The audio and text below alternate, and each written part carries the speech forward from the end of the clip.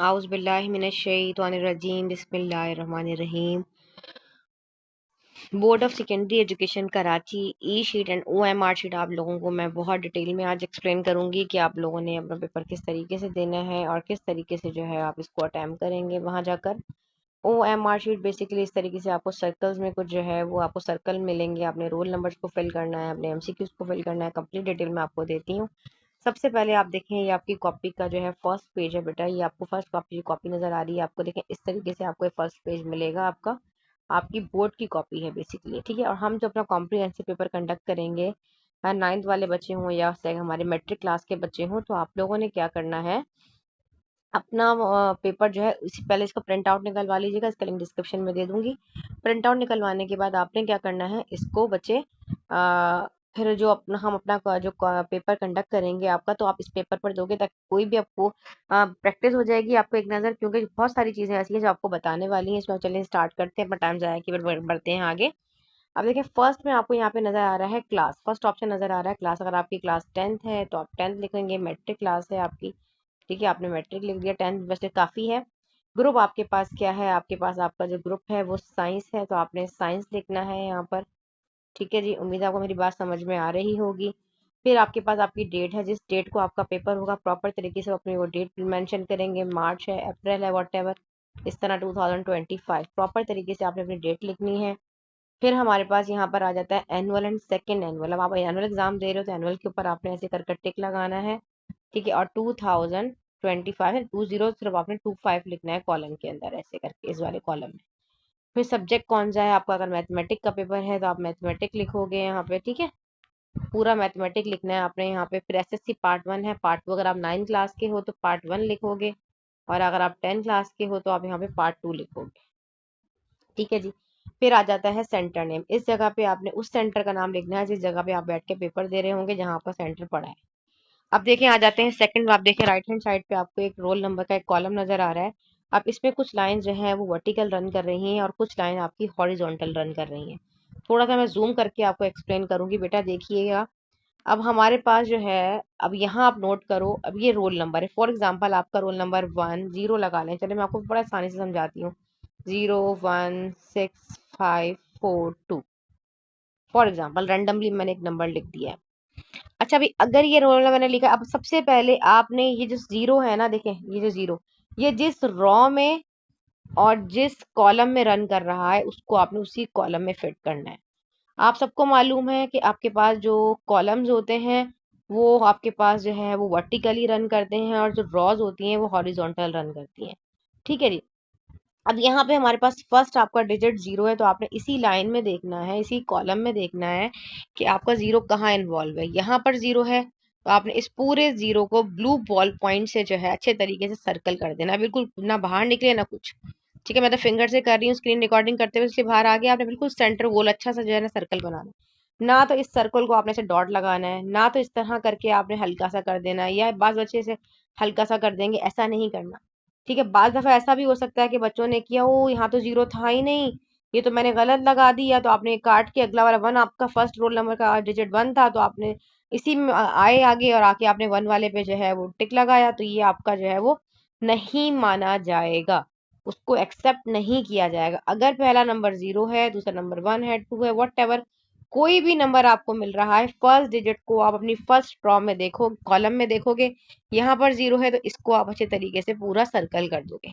Second digit आपका one है तो आप इसी लाइन में देखोगे, जहां पे वन आ रहा है आप वहां पे वन को अच्छे तरीके से सर्कल कर दोगे। पूरा सर्कल करना है, कुछ निशान बाकी ना रहे। फिर आपके पास टू है सेकंड कॉलम के अंदर, तो आपने टू को पूरा अच्छे तरीके से यहाँ पे फिल कर देना है। फिर आगे आपके पास सिक्स आ रहा है तो आपने सिक्स को फिल करना है। ये सिक्स है, मैं बेटा मैं आपको बार बार बता रही हूँ कि मैं फिंगर से कर रही हूँ स्क्रीन के ऊपर, इसलिए इस तरीके से हो रहा है, आप लोगों ने प्रॉपर तरीके से करना है। फिर आपका अगला डिजिट फोर है तो इसी के अंदर फोर देखना है आपने, और ऐसे करके आपने इसको अच्छे तरीके से इसको फिल कर देना है। फिर अगला फाइव है तो यहाँ पे आपने फाइव को फिल कर देना है। इस तरीके से आपने अपना अच्छे तरीके से राउंड सर्कल अपने तरीके से जो है इसको बनाना है। फिर आगे देखो, यहाँ पे इन्होंने मेंशन भी किया हुआ है कि आपके पास आपका जो करेक्ट मेथड है वो क्या है। देखें इस तरह ये सर्कल्स बने, बबल्स बने, इसी तरीके से आपने इनको फिल करना है। ना कि आप इस तरह करेंगे, ना डॉट लगाएंगे, ना इस तरह क्रॉस, ना कुछ वट, इस तरह की कोई चीज आप नहीं यूज करेंगे। इंस्ट्रक्शन गौर से देख लें, please do not make any straight mark on the answer sheet. Darken और completely fill the circle with black and blue ball point. अब जो तकरीर मैंने थोड़ी देर पहले की है वही सब पॉइंट इसमें लिखे हुए हैं, पढ़ के भी दिखा देते हैं। Please carefully mark your answers, you can not mark more than one option of one question, otherwise your answer will be treated as wrong। ये नहीं कि आपने ऐसा किया कि पहला वाला तो बच्चे ए था, आपको याद आया ये तो बी है, अब आपने ऐसे काटा और काट के आपने, बात बच्चे ऐसे करते हैं कि फॉर एग्जांपल बच्चे ने बी के ऊपर लगा दिया और उनको याद आया ये तो था ही नहीं, मेरा तो फर्स्ट वाला नंबर राइट था। अब बच्चे ने इसको यूं करके काट दिया, क्योंकि क्योंकि वो बॉल पॉइंट से कर चुका होगा, फिर इसको आपने इस तरह टिक कर दिया। ऐसा नहीं करेंगे, मशीन स्कैनिंग करती है, आपकी कंप्यूटराइज सारा काम हो रहा होता है, तो आपका वो जो है गलत ट्रीट किया जाएगा और काट दिया जाएगा, नंबर मिलेंगे ही नहीं आपको। ये याद रखिएगा, बहुत अपने ध्यान से करना है। आपने अपना साइन यहाँ पर करना है और यहाँ इन्विजिलेटर जो होगा वो यहाँ पे जो आपका पेपर ले रहा होगा उस टाइम आपके रूम में मौजूद होगा, वो यहाँ पे आपका साइन करेगा। ठीक है जी। फिर आ जाता है हमारे पास हिदायत बराए इम्तिहानी कॉपी, डिजिटल शीट और OMR sheet. Most important instruction है, जरा गौर से सुनिएगा। अहम हिदायत। On the first page of the answer sheet, write your roll number, class, group, date, center, subject and its part correctly। Copy के पहले सफे पे अपना रोल नंबर, अपना क्लास, ग्रुप, तारीख, सेंटर, मजमून और इसका हिस्सा बिल्कुल दुरुस्त लिखना है। ठीक है जी। Review your answer sheet before starting the paper. Paper शुरू करने से पहले अपनी कॉपी का जायजा ले लें, अच्छे तरीके से उसको देख लें। Write your roll number correctly. अपना रोल नंबर आपने बिल्कुल ठीक तरीके से दुरुस्त लिखना है। And fill the bubbles as per the given instruction. और जो आपने गोल दायरे बनाने हैं उसको दी गई हिदायत के मुताबिक ही बनाना है। ठीक है जी। आगे है फर्स्ट पार्ट, आपके पास जो है वो आपको MCQs का मिलेगा, जो कि आपका लाजमी कंपलसरी है। सेक्शन बी आपको शॉर्ट क्वेश्चन आंसर्स का मिलेगा और आपके पास जो आपका सेक्शन सी है वो आपको लॉन्ग मिलेगा। बी जो है वो शॉर्ट है, सी जो है वो लॉन्ग है, मतलब तवील सवालात होंगे जैसे, और मेंशन भी कर दिया जाएगा कि अगर आपने 6 सवालात शॉर्ट से करने हैं तो 6 ही करने हैं, और लॉन्ग अगर करने हैं तो 3 करने हैं तो 3 मेंशन होगा। आगे क्या कह रहा है, pages have been fixed for each question. हर सवाल के लिए आपका एक पेज जो है, जो जितनी भी स्पेस दी गई है मुख्तस कर दी गई, याद रखिएगा। यहाँ पे यही चीज बताई जाएगी। So write your answer within the given space. For example, अगर आपके पास शॉर्ट के लिए आपको एक पेज दिया गया है और क्वेश्चन नंबर 2 आपने लिखना है, अगर आपने 2 को आप अटेम्प्ट कर रहे हैं तो आप 2 का आंसर उसी पेज पर लिखेंगे। मैं भी आपको कॉपी आगे दिखाती भी हूँ और समझा दूं उस पॉइंट का मतलब क्या है। और अगर आप लोगों के पास इस पेज से, फॉर एग्जांपल क्वेश्चन नंबर 2 का आंसर आपका एक पेज में नहीं आ रहा और आगे आप आगे तक भी आप लिख रहे हैं, बच्चे इतनी बड़ी बड़ी हेडिंग्स डाल देते हैं पहाड़ों जितनी, तो याद रखिएगा भी पहाड़ जितनी हेडिंग नहीं डलेगी। जितना स्पेस आपको दिया जाएगा सवाल के लिए उतना ही आपने करना है। याद रखिएगा, एग्जामिनर आपको आपके सवाल के, आपके क्वेश्चन के मुताबिक जो है वो आपको स्पेस देगा और उसका जवाब आपने उसी पेज के अंदर लिखना है, सप्लीमेंट अलाउ नहीं होगी। जितना स्पेस दिया जाएगा उतना ही लिखना है, टू दी पॉइंट लिखना है शॉर्ट में। ये नहीं कि आपने जब यहाँ पे लिखा जी इधर लिख रहे हैं, साइडों में लिख रहे हैं, आगे पीछे लिख रहे हैं। मैं आपको ट्रिक्स भी बताऊंगी, मैथमेटिक का पेपर आएगा उसकी ट्रिक्स भी बताऊंगी। बाद बच्चे कंफ्यूज हो जाते हैं कि भाई हमें तो आंसर बड़ा था, अब हम क्या करें, हमें तो नहीं आया, हमारा तो सवाल ही कट गया, या हम लास्ट में कर देंगे। तो लास्ट में कोई स्पेस आपके पास मौजूद नहीं होगी, याद रखना। लिहाजा दी गई जगह के अंदर ही आपने अपना जवाब लिखना है। ठीक है। So write your answer within the given space. अब आप देखें सब पेज नंबर 3 पर आ जाएं। सवाल नंबर एहतियात के साथ लिखना है, जवाब बैरूनी निशानात और सतूर के अंदर महदूद रखने हैं। देखो भाई क्या मतलब है, यहाँ पे देखें, आपको नजर आई ये आपके MCQs की शीट है। MCQs का पेपर आपके हाथ में आया, आपने यहाँ पे MCQs पढ़ा, वॉट एवर जो भी लिखा हुआ था। उसके आगे 4 ऑप्शंस हैं, A B C D। ठीक है। अब उसमें से फॉर एग्जांपल पहले वाले का ए ऑप्शन राइट है, तो आपने पहले एक दफा, एक फौरन फौरन नहीं करना। बार दफा ऐसा होता है बच्चे कंफ्यूज हो जाते हैं, और इसका आंसर तो ये था ही नहीं, इसका तो आंसर बी था।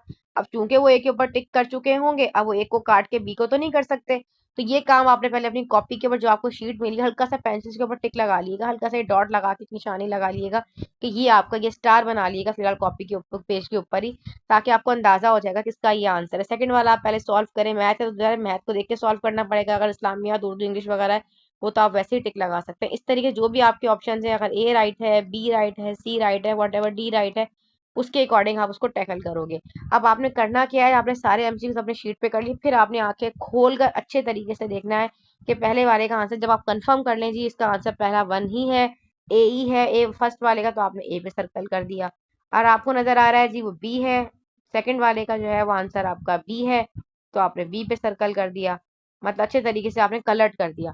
सी का आंसर सी है, 3 का फॉर एग्जाम्पल सी है तो उस पे कर दिया, इसका ए है। इस तरीके से आपने प्रॉपर तरीके से सर्कल इस तरह बनाने, मेरे सर्कल मैं आपको बार बार बता रही हूँ, फिंगर से जो है वो कर रही हूँ रिकॉर्डिंग, तो सही तरीके से हो नहीं रहे। आपने इस तरीके से सर्कल फिल करने हैं, ना कि ऐसे डॉट डाल दें या लाइन डाल दें, इस तरह बता दी। ये नहीं, ये तो मैंने 4 का कर दिया, ये तो आंसर था ही नहीं, इसका तो आंसर डी था, मैं डी करके और उसके ऊपर टिक लगा दूं। ऐसी सूरत हाल में आपका पूरा एमसीक्यू जो है वो नहीं माना जाएगा, उसको काट दिया जाएगा। इसका ख्याल रखना है। यहाँ पे देखें पूरी जो मैंने भी कहानी सुनाई है, आप इसमें पढ़कर देख लें, वही लिखा है, read the instruction carefully before attempting the OMR sheet, use only a black and blue ball point आपके पास में ये यूज करना है। To mark your answer do not use a pencil, pen और अदर एक्स्ट्रा मार्कर्स वगैरह जो भी आपके पास होते हैं।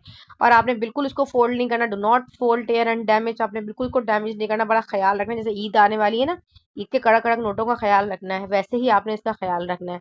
कोई पानी का स्टेन ना लगे, वाटर का स्टेन ना लगे, किसी तरह का कोई स्टेन नहीं लगना चाहिए, खास ख्याल रखना है। पूरी इंस्ट्रक्शन यही लिखी है, अल्हम्दुलिल्लाह आप 9 मैट्रिक क्लास के स्टूडेंट हैं, आप इसको पढ़ सकते हैं।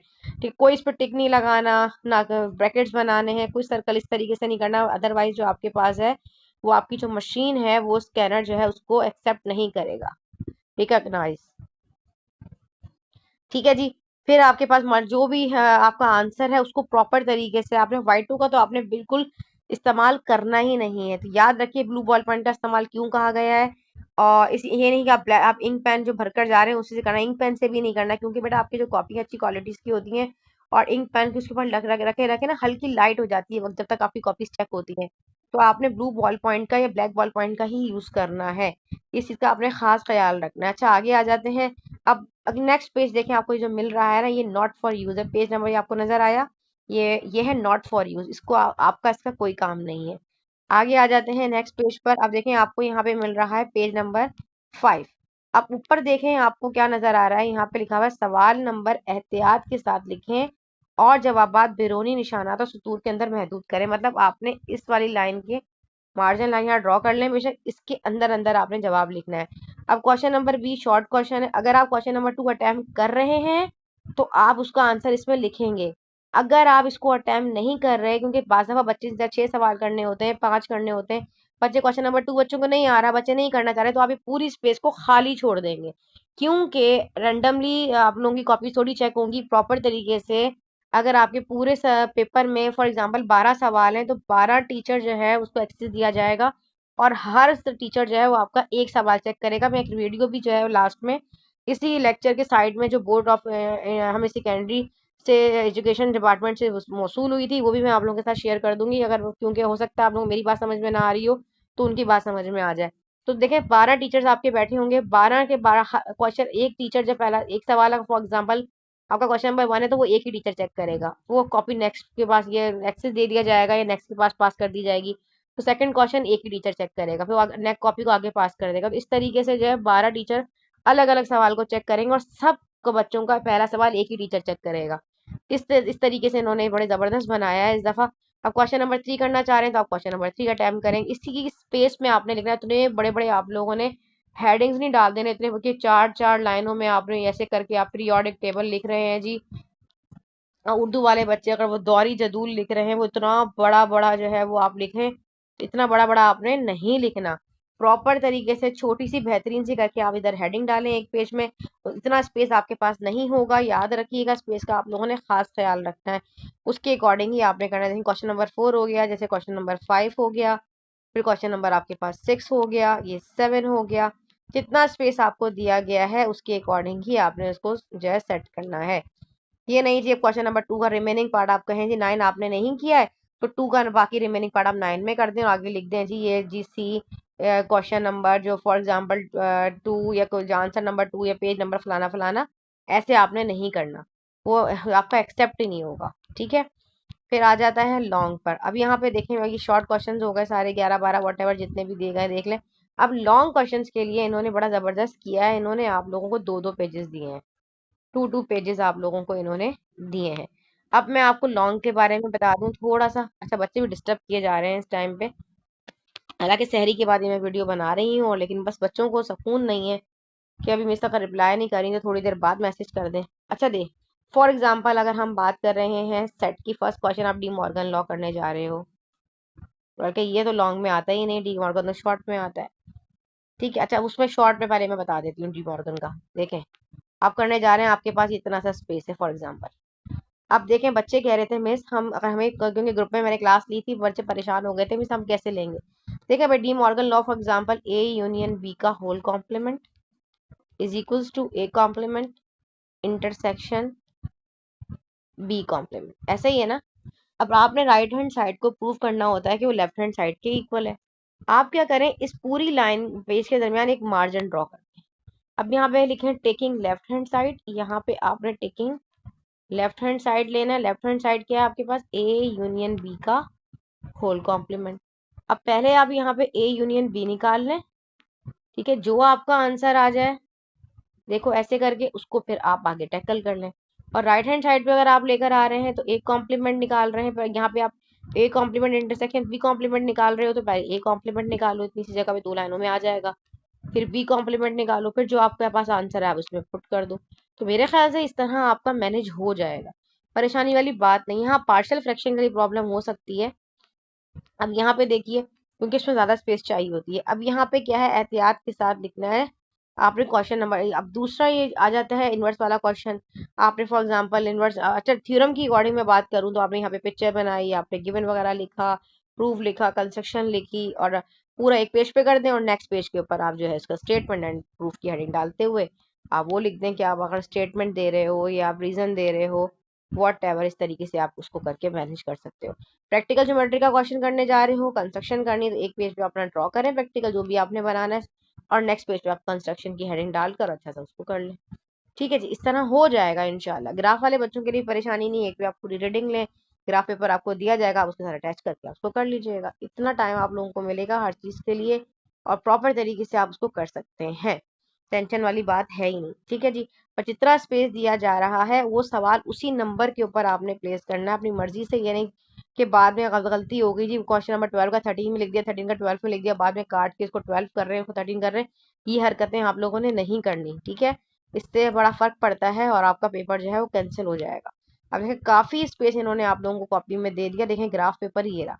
इनकेस अगर आप ग्राफ शीट आपको मिली है और आपने ग्राफ करना है, तो देखें ये ग्राफ का पेपर आपको लास्ट में मिल रहा है, तो आप इसके अंदर अपना ग्राफ बनाएंगे और इधर ही रहेगा, ये हटेगा नहीं यहाँ से। वो एग्जामिनर खुद समझ जाएगा कि आपने इसको जो है वो किस तरीके से मैनेज किया है।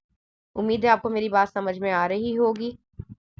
ठीक है, कोई भी कंफ्यूजन अगर आप लोगों को कॉपी के हवाले से होती है तो आप लोग बताएं। लेकिन मेरा मैथमेटिक का पेपर जो बच्चे चाहे वो 9th वाले देख रहे हो मुझे, या मैट्रिक वाले देख रहे हो, आपने मेरा पेपर इसी पे करना है। इसको प्रिंट आउट निकलवाएं और रखें। जब मैं कॉम्प्रीहेंसिव पेपर इंशाल्लाह 4th डे ऑफ ईद जो है वो मैं आपका 9th का लूंगी, और मैट्रिक का 5th डे ले लूंगी। ठीक है, तो ये मैंने आपको डेज बता दी, अपनी तैयारी रखें। बेस्ट वे टाइम है आप लोगों के पास, अभी 4 से 5 दिन, जो 2-4 दिन ईद के रह गए, डेली बेसिस एक एक दो दो चैप्टर्स की प्रैक्टिस करें, यूनिट की प्रैक्टिस करें, और अच्छी से प्रिपरेशन रखें। बाद में इंशाल्लाह ईद के फौरन बाद में आप लोगों का पेपर कंडक्ट करूंगी। अपना बहुत ख्याल रखना है, उस्तानी जी को दुआ में याद रखना है। मिलते हैं इंशाल्लाह ताला इस तरह के हेल्पफुल लेक्चर के साथ। जब तक उस्तानी जी को दें इजाजत, अल्लाह हाफिज। सर जरा बताइएगा किस तरह से ये ओएमआर मशीन काम करेंगे? हाँ हाँ, ये हम जो पेपर इस पे रखेंगे, यहाँ पे जो 22 पेजेस की कॉपी होगी, और ये इस पे 22 पेजेस हमारे स्कैन हो जाएंगे। स्कैन होके ये सारे हमारे इस पे जो सर्वर पर हम डेटाबेस रखी हुई है वो उस पे जाएंगी ना, सारी सारी कागज हो जाए। और उसके बाद जो हमारे जो क्वेश्चन हमने जो दिए हुए हैं, जैसे 9 में से 6 करने हैं, तो एक एक क्वेश्चन वाइज असेसमेंट के अंदर जाएगा। मतलब एक क्वेश्चन किसको, एक टीचर को जाएगा, दूसरा क्वेश्चन दूसरे को, पांचवा पांचवे को। ये हम उसके सिस्टम के थ्रू, उसकी लॉगिन आईडी के थ्रू उनको सेंड करेंगे। फिर वो जैसे ही उसकी असेसमेंट करेंगे, हमारा रिजल्ट वैसे उसका बनता जाएगा। अच्छा, इससे पहले ये सिस्टम कैसे होता था? इम्तिहानात की जो सवाल होते थे वो किस तरह से चेक किए जाते थे? वो जो फिजिकली उस्तादों को हम 20 कापियों का पैकेट होता था, हम उसको जो है फिक्टिशियस कोड लगाते थे, और वो जो कापी थी, एक पेज वो फाड़ देते थे हम, जिससे पता चले कि भाई ये कौन से डिस्ट्रिक्ट का है, कौन से स्कूल का है। वो हम अपना उसको हम अलग करके पर्थ को रख लेते थे, और उस्ताद जो है वो चेक करके देता था 20 कापियां। उसमें से हेड एग्जामिनर जो है कोई भी 3 कापियां, एक लोएस्ट और 2 हाईएस्ट, वो चेक करता था आया इससे असेसमेंट जो सब एग्जामिनर ने उससे दुरुस्त की है या नहीं की है। मैनुअल सिस्टम था मतलब उस वक्त। अभी ये मैनुअल सिस्टम से जान छूट जाएगी।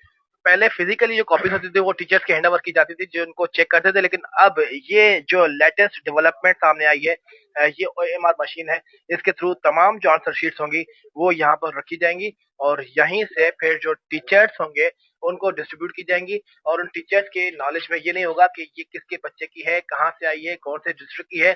तो सारा सिस्टम कंप्यूटराइज होने जा रहा है। टीचर्स उन पेपर्स को चेक करके मार्किंग अलॉट करके फिर वो सिस्टम को अप्लाई कर देंगे और सिस्टम तमाम जो मार्किंग होगी वो एक जनरेट करके रिजल्ट शीट जो है वो फिर उसके बाद जारी करेगा। तो ये सिस्टम अब मैनुअल होने के बाद अब सारा का सारा कंप्यूटराइज होने जा रहा है। तो ये बहुत बड़ी डेवलपमेंट सामने आई है सखर बोर्ड की जानब से और बच्चों के लिए खास तौर पर। सर, एक अंडरस्टूड बात है, जिस तरह से आप बता रहे हैं कि सारे पेपर जो है अब कंप्यूटराइज चेक करेंगे, बच्चों को आंसर शीट पे उसी पैटर्न में लिखना होगा। तो आप क्या समझते हैं कि बच्चे कंफ्यूज नहीं होंगे, क्योंकि बिल्कुल डिफरेंट पैटर्न है ये। नहीं, उनको ट्रेनिंग दी गई है और उस्ताद जो है वो बच्चों को ट्रेन कर रहे हैं। वो स्कूलों में उस्ताद जो है और वो ट्रेन कर रहे हैं, मास्टर ट्रेनर उनको टीचर्स को ट्रेन कर रहे हैं। लेकिन इसमें बार कोड है और हर ये सर्किल